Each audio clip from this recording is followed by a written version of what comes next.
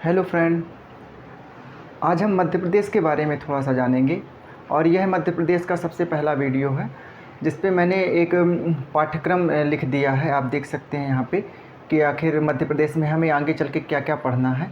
लगातार एक एक वीडियो प्रत्येक दिन आएंगी और आपका जो एक एक चैप्टर है वह कंप्लीट होता जाएगा। हो सकता है कि एक चैप्टर के 2-3 वीडियो आएँ क्योंकि हो सकता है वह चैप्टर बड़ा हो, लेकिन हमें क्रम से पढ़ना है, लगातार पढ़ते रहना है। क्योंकि हो सकता है कि आने अभी पीएससी की डेट तो आगे बढ़ गई है, लेकिन फिर भी कांस्टेबल की डेट भी अभी पता नहीं है कुछ। तो अपनी तैयारी को और बेहतर करने के लिए हमें मध्य प्रदेश के बारे में भी जानना है, क्योंकि यहाँ से ही बहुत सारे प्रश्न पूछे जाते हैं। तो अगर हम एक क्रम से पढ़ते हैं और एक अच्छी तरीके से तैयारी अपनी करते हैं और निरंतर तैयारी करना है और रुकना नहीं है, क्योंकि अगर जिसने 1 महीने 2 महीने पढ़ लिया और आगे चल के बोले चलो हमारी तैयारी हो चुकी है भैया, ऐसा नहीं है।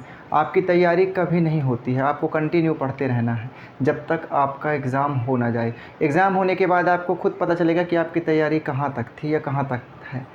तो इसलिए हमें अब मध्य प्रदेश के बारे में भी जानना है और मध्य प्रदेश का ये सबसे पहला वीडियो है। और इस वीडियो में मैं आपको मध्य प्रदेश से संबंधित जो एक पाठ्यक्रम है, जिस पाठ्यक्रम के आधार पे हमें आगे बढ़ना है, वह पाठ्यक्रम आपके यहाँ सामने लिखा हुआ देखिए आप कि मध्य प्रदेश की सामान्य जानकारी सबसे पहले अपन पढ़ लेंगे, फिर राज्य का पुनर्गठन पढ़ेंगे, जनसंख्या के बाद संभाग व जिला, कितने संभाग हैं मध्य प्रदेश में और उन संभाग में कितने ज़िले आते हैं, प्रत्येक ज़िले को अच्छी तरीके से कवर मैप के थ्रू अपन कवर करेंगे। एक मैप बना लेंगे, मैप के थ्रू अपन ज़िले और संभाग को देखेंगे। इसके बाद इसकी भौगोलिक स्थिति क्या है यह भी जानेंगे। नदियाँ देखते हैं, मिट्टियाँ देखते हैं और सिंचाई कैसी होती है, जलवायु क्या है मध्य प्रदेश की, क्योंकि हम मध्य प्रदेश में रह रहे हैं तो हमें सबसे पहले मध्य प्रदेश के बारे में भी जानना है। उद्योग और व्यापार कौन कौन से हैं, प्रमुख औद्योगिक केंद्र कौन कौन से हैं, बड़े उद्योग हैं, कुछ छोटे उद्योग हैं। इसके बाद ऊर्जा के क्षेत्र में परिवहन, अर्थव्यवस्था, कृषि से भी बहुत सारे प्रश्न पूछे जाते हैं, इसलिए मैंने डिवाइड कर दिया है। एक अगर आप बीच बीच में पढ़ते हैं कि अब नदियाँ पढ़ लेते हैं हम आज और कल हम देखते हैं कुछ पठार के बारे में देख लेते हैं, ऐसा कुछ नहीं। हमको एक क्रम से पढ़ना है और अच्छे से पढ़ते जाना है, रिवीजन कंटिन्यू करते रहेंगे। इसके बाद वन संपदा, खनिज संपदा, राज्य व्यवस्था, अनुसूचित जाति और जनजाति, पर्यटन स्थल, क्योंकि पर्यटन स्थल से भी प्रश्न आते हैं। मध्य प्रदेश का इतिहास क्या कहता है, क्योंकि हम हिस्ट्री पढ़ रहे थे तो हिस्ट्री तो काफ़ी अच्छी मतलब अच्छा सब्जेक्ट है और बोरिंग भी नहीं लगता मुझे, है ना। इसके बाद संचार, शिक्षा, साहित्यकार कौन कौन से थे जो मध्य प्रदेश से थे, कुछ संगीतकार भी थे जो मध्य प्रदेश से थे, वो उनसे भी प्रश्न पूछे जाते हैं। चित्रकला, रंग, कर्म व लोक शिल्प, इसके बारे में भी अपन जानेंगे। प्रमुख लोकगीत से भी प्रश्न आते हैं। प्रमुख मेले कौन कौन से हैं मध्य प्रदेश के, कौन सा मेला किस स्थान से संबंधित है, कहाँ पे लगाया जाता है, ये सब चीज़ें हम 26 नंबर के काल देखेंगे। इसके बाद हम देखते हैं कुछ व्यक्तित्व के बारे में देखेंगे। पुरस्कार व सम्मान, कौन से क्षेत्र में कौन सा पुरस्कार दिया जाता है और सम्मान किसको किसको मिला है ना। इसके बाद देखते हैं कुछ खेल और खिलाड़ी हैं जो मध्य प्रदेश संबंधित हैं, ठीक है। इसके बाद मानव अधिकार संरक्षण अधिनियम, वेरी इंपॉर्टेंट, ठीक है। वेरी इंपॉर्टेंट है कौन सा, ये मानव अधिकार संरक्षण अधिनियम, ये पीएससी में सबसे ज़्यादा इससे प्रश्न पूछे जाते हैं। अनुसूचित जाति और जनजाति अधिनियम, अत्याचार निवारण अधिनियम, सिविल अधिकार संरक्षण अधिनियम। इसलिए मैंने इन टॉपिकों को लास्ट में रख दिया है क्योंकि ये इतने ज़्यादा लेंदी हैं और हो सकता है कि आपको बोरिंग भी लगें, पर प्रश्न बहुत सारे पूछे जाते हैं। इसके बाद हम सिविल अधिकार संरक्षण अधिनियम के बाद कुछ समसामयिकी देख लेते हैं, क्या बड़ा है क्या छोटा है मध्य प्रदेश में, कुछ विविध के बारे में भी देख लेते हैं। सबसे पहले हम देखते हैं कि आखिर सामान्य जानकारी क्या है मध्य प्रदेश की। मध्य प्रदेश की सामान्य जानकारी की अगर मैं बात करूं तो राज्य का जो गठन हुआ था वह 1 नवंबर 1956 को हुआ था। किसी भी आप मध्य प्रदेश की बुक उठा के देखेंगे तो सबसे पहले मध्य प्रदेश का गठन से ही शुरुआत होती है। तो मध्य प्रदेश का गठन कब हुआ था, 1 नवंबर 1956। अपना कैलेंडर उठाइए और 1 नवंबर में लिख दीजिए मध्य प्रदेश का गठन। अब 1956 कैलेंडर तो मिलेगा नहीं, मोबाइल कैलेंडर में लिख सकते हैं, ठीक है। इसके बाद आप देखते हैं कि जब गठन हो जाता है तो मध्य प्रदेश के कई उपनाम हैं, जैसे मध्य प्रदेश का नाम है हृदय प्रदेश कह देते हैं, इसके बाद टाइगर स्टेट कह देते हैं, इसके बाद सोया प्रदेश कह देते हैं, नदियों का मायका कहते हैं। कई सारे नाम हैं जो मध्य प्रदेश से संबंधित, मध्य प्रदेश के उपनाम हैं। और यह मध्य प्रदेश नाम किसने कहा, सबसे पहले मध्य प्रदेश का जो मध्य प्रदेश नाम दिया था वह पंडित जवाहरलाल नेहरू जी ने दिया था और हृदय प्रदेश भी इन्होंने ही कहा था। इसके बाद देखते हैं वर्तमान स्वरूप में, अगर देखते हैं जो राज्य का पुनर्गठन हुआ था वह 1 नवंबर सन 2000 को हुआ था। ये बेसिक चीज़ें हैं जो हमें पता भी हैं। आपको भी पता होगी पर रिवीजन हो जाता है, क्योंकि हमें सामान्य जानकारी सबसे पहले देखना ही है, क्योंकि हमारा पहला टॉपिक क्या है, वेरी इंपॉर्टेंट, सामान्य जानकारी। ठीक है, सबसे पहले हम सामान्य जानकारी देखते हैं। इसके बाद हम देखते हैं कि ये सब चीज़ें, राजकीय पक्षी क्या, राजकीय पक्षी आप लोग रिवीजन करिए, मैं बता रहा हूँ आपको। दूधराज, कहीं कहीं शाह बुलबुल देखेंगे, है ना, कहीं कहीं और कौन सा नाम उसका, पैराडाइज फ्लाईकैचर, है ना। ये पैराडाइज फ्लाईकैचर जो है ये अंग्रेजी शब्द है, ठीक है ना। दूधराज हो गया, ठीक है। 3 नाम आपको याद रहने चाहिए, वो एक ही पक्षी के हैं। इसके बाद हम देखते हैं राजकीय पुष्प, सफ़ेद लिली, अच्छा पुष्प रहता है, दलदली भूमि में उगता है, शायद दोमट मिट्टी में भी ज़्यादा इसकी ग्रोथ होती है सफ़ेद लिली की।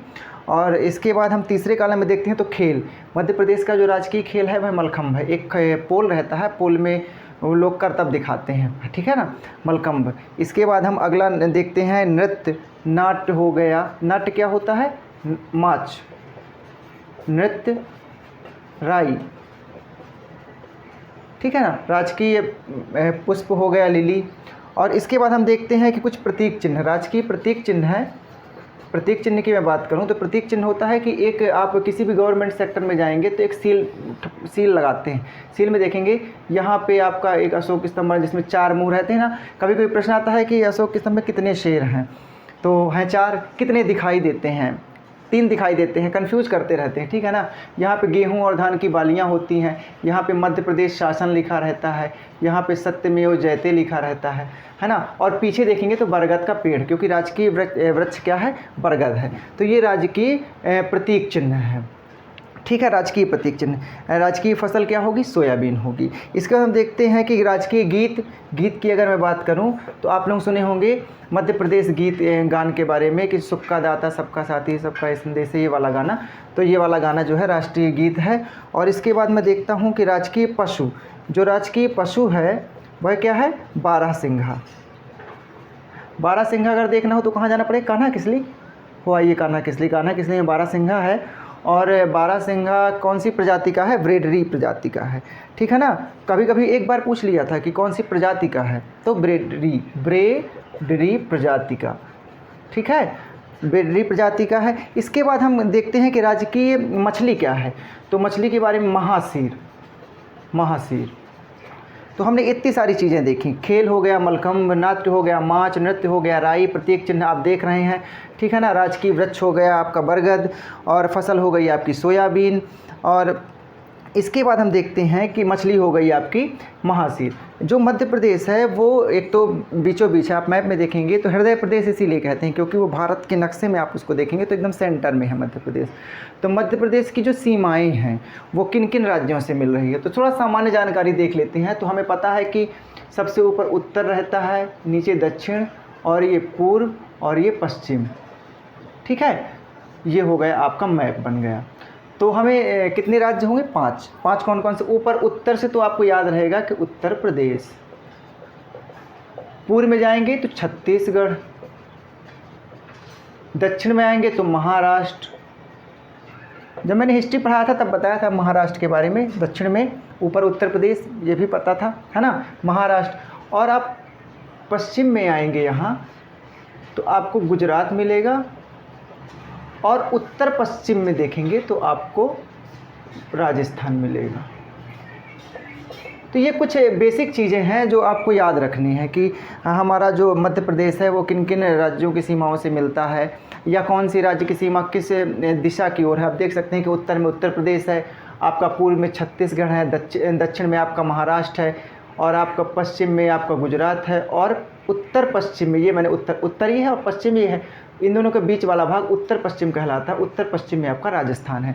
तो आप गिनेंगे 1 2 3 4 5 राज्यों की सीमाओं से मिल रहा है, ठीक है। तो ये बेसिक चीज़ें हैं जो हमें लिख लेनी है। और अगर नोट्स बनाएं, नोट्स तो बनाना पड़ेगा, तो नोट्स बना लीजिए उसके। तो सामान्य जानकारी हम आज ही देख लिए हैं क्योंकि हमको बेसिक चीज़ें पता भी हैं और हमें लिखना भी है, उसको लिखना ज़रूर है, ठीक है ना। सामान्य जानकारी आपको मैंने बता दिया कौन कौन सी चीज़ें होती हैं। पूरे राजकीय चिन्ह हो गए आपके, एक इसका पुनर्गठन कब हुआ या गठन कब हुआ, नाम किसने दिया, सोया प्रदेश क्यों कहा जाता है, क्योंकि सोयाबीन बहुतायत मात्रा में होता है अपने यहाँ, उसमें सबसे ज़्यादा प्रोटीन होता है सोयाबीन में, ठीक है।